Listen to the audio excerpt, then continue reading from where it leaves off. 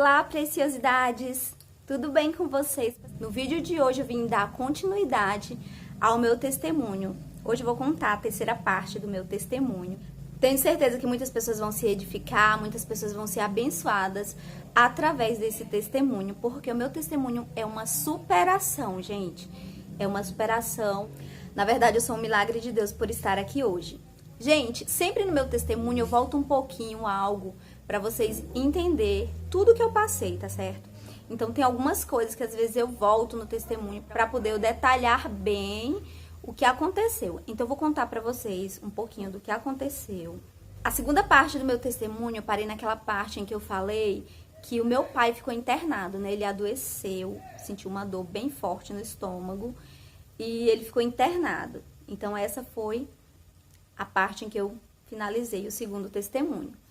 Só que, gente, eu vou voltar um pouquinho para algumas coisas que aconteceu antes dele ser internado, né? Primeiramente, eu falei sobre a minha família, da parte do meu pai. Eu falei para vocês no último vídeo sobre a minha família, que eram pessoas bem de vida, bem de condição, eram pessoas ricas. E esses meus avós, eles começaram a colocar a amante do meu pai dentro de casa. Gente, eles abraçaram ela como se ela fosse a família deles. Então, ela ficou dentro da casa deles, quase morando, sabe? Porque todos os dias que eu ia lá, ela estava lá. E minha mãe parou de ir lá por causa dessa situação. Então, toda a família abraçou ela, não somente os meus avós, como também outras pessoas da família. Qualquer outro tipo de festividade, se fosse Natal, ela sempre estava lá. Ou aniversário de alguém da família, ela estava lá. E ela começou também a frequentar a casa de outros tios meus, né? Eu tenho uma tia que era muito querida, né? Ainda hoje é querida por mim, porque eu tenho um grande respeito por ela. Ela é muito bem de condição financeira, sabe? Muito bem mesmo, tem bastante dinheiro. E essa minha tia era vista por mim como um anjo, tipo, na época eu tinha ela como um anjo de Deus aqui na terra, quando ela chegava. Porque como ela era bem de condição, então quando ela chegava aqui, ela trazia sempre presentes, né, para os sobrinhos.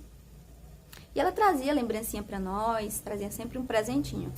Os outros sobrinhos recebiam muitas roupas, né, ela tinha uma filha, na época ela só tinha uma filha, então todas as roupas que a filha dela usava e que não servia mais, eram roupas de marcas, ela trazia para os sobrinhos, né? E eu ficava sempre na expectativa que ela ia trazer uma caixa grande para mim, sabe, de presente. De repente eu via, sempre ia para os outros sobrinhos, né? Nunca ia para mim. Para mim ia às vezes um presentinho, um brinquinho, às vezes uma blusinha, sempre isso, né? E para os outros, além dos presentes, ainda ia as caixas de roupas, né? E outra coisa também que eu sonhava era que meus avós me colocassem no colo, sabe? Dengueasse, fizesse aquele xodó que os avós fazem, né? Meu avô era muito grosseiro, meu avô era muito fechado, sabe? Aquela cara fechada, nunca colocava os netos no colo. Eu sempre ficava só olhando, né? Quando os meus primos, filho dessa minha tia, vinha de fora, ele colocava no colo, abraçava. Tudo que tinha ali no supermercado, ele dava para aquelas crianças, né? Esses netos, né? Ele privilegiava, deixava eles pegar o que eles queriam ali no supermercado e a gente ficava só olhando, né? Eu ficava só observando. Aí voltando, eu voltei um pouquinho para me contar alguma coisinha que aconteceu. Esses pontos, eles são muito importantes no meu testemunho, né? Primeiramente, a abertura da família do meu pai receber a amante. Segundo ponto, meu avô não mostrava comigo, nem com a minha irmã, aquele mesmo carinho, aquela mesma atenção que ele tinha pelos outros netos. Isso, na época, mexia muito comigo, me deixava muito triste, muito abatida. Eu não entendia, né? Mas foi algo que eu tive que passar e superar, né?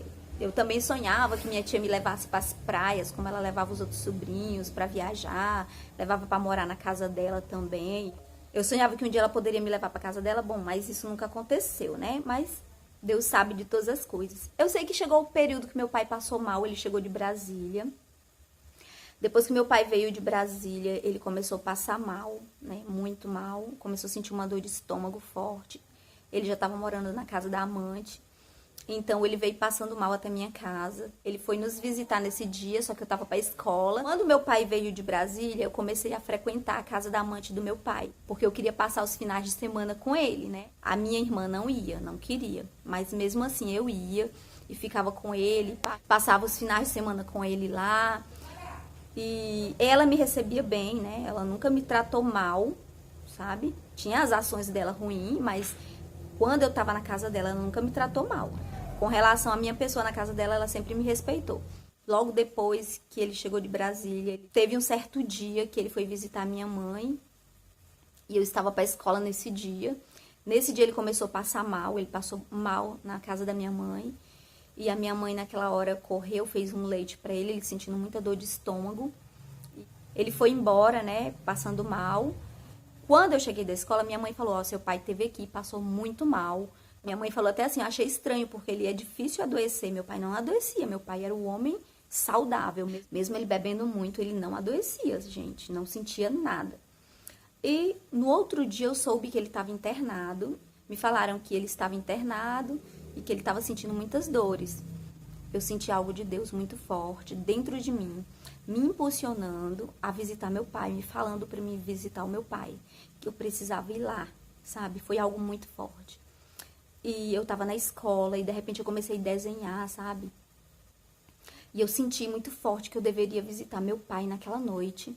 Meu pai era um homem muito mulherengo. Teve uma época, bem antes dele ter essa amante, ele tinha caso também com outras mulheres.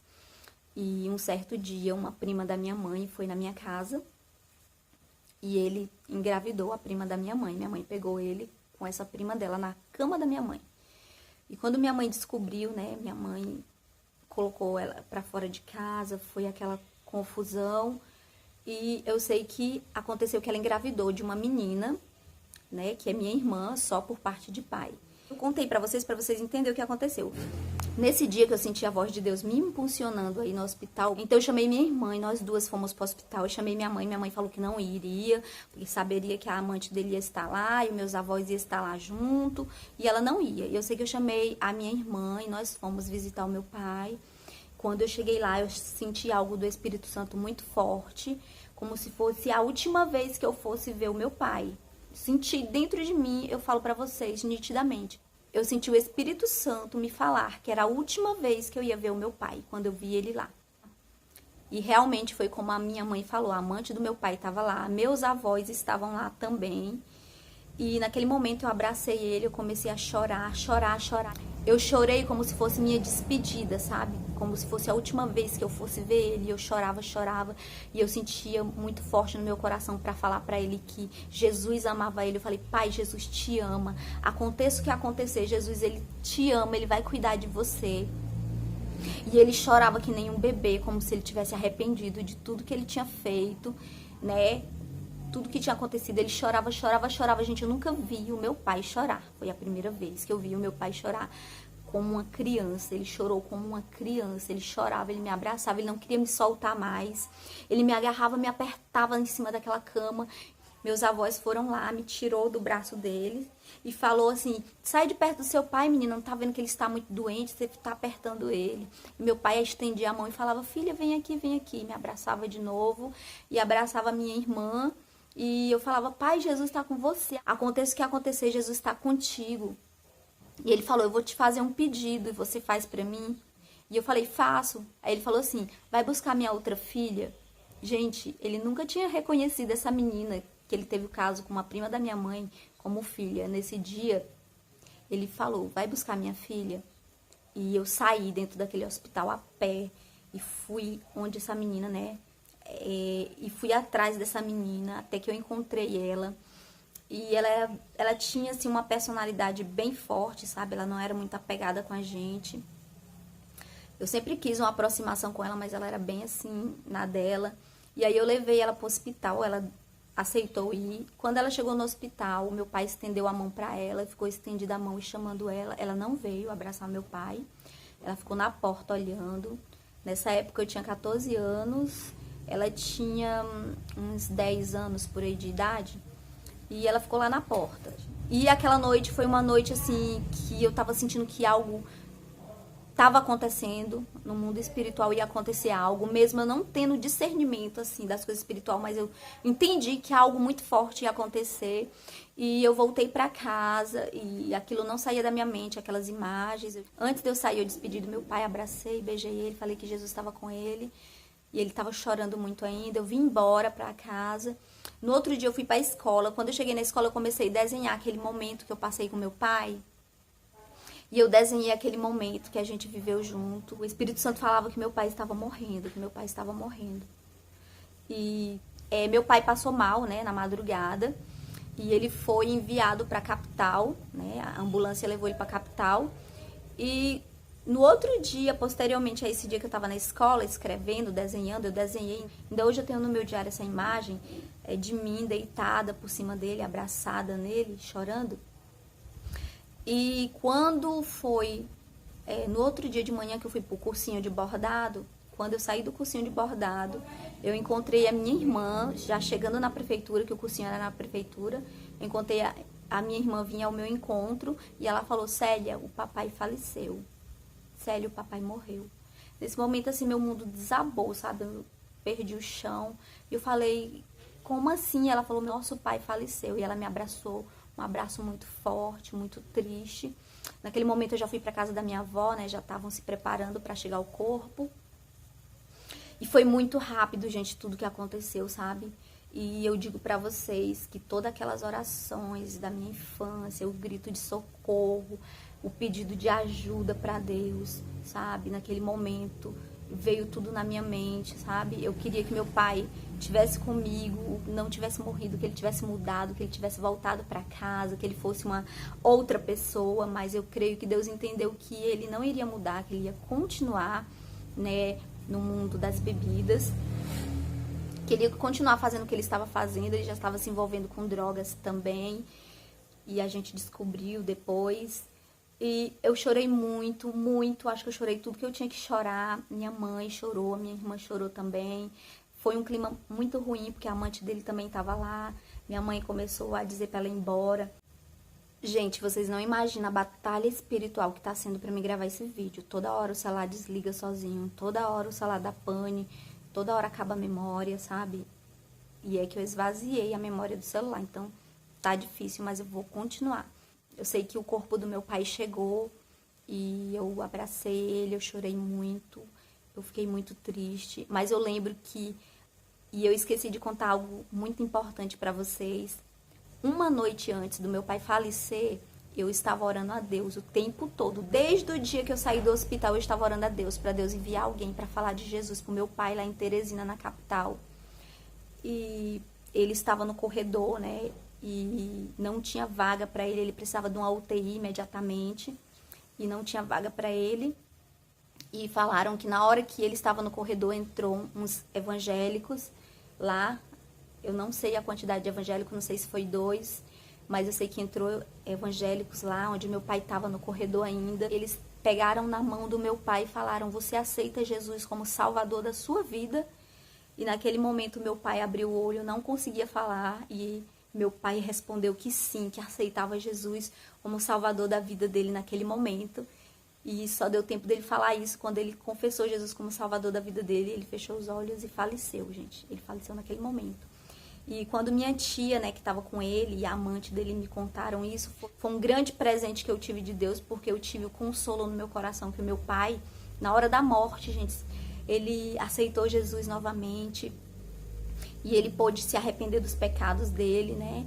E não deu tempo dele chegar na UTI, ele faleceu no corredor mesmo. Ele faleceu porque ele já estava todo comprometido por dentro de tanto ele beber. Ele bebeu tanto que ele deu cirrose hepática. E ele não resistiu e faleceu. E eu lembro que eu estava no velório e eu abraçava ele, e eu lembrava, né, que ele tinha aceitado Jesus. E eu entendi que Jesus escolheu o melhor para ele, porque se ele voltasse para esse mundo, ele poderia perder a salvação dele. Novamente, ele não ia mudar, porque a opressão, gente, na vida dele era muito forte, maior do que ele. Ele não conseguia se libertar, ele não tinha força para lutar, para se libertar.